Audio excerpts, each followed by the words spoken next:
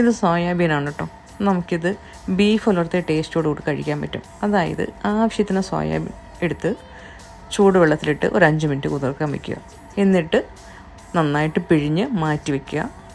ഇതിലേക്ക് ചൂടാക്കിയ മുളക് പൊടി, മഞ്ഞൾപ്പൊടി, കുരുമുളക് പൊടി, ബീഫ് മസാല ഇത്രയും ചേർത്ത് നന്നായിട്ട് തിരുമ്മി ഒരു 15 മിനിറ്റ് ചെറിയ തീയിൽ വേവിച്ചെടുക്കുക. വേവിച്ച സോയാബീനിലേക്ക് ഇതുപോലെ, ഞാനിപ്പോൾ ഒലീവ് ഓയിലാണ് എടുത്തേക്കുന്നത്.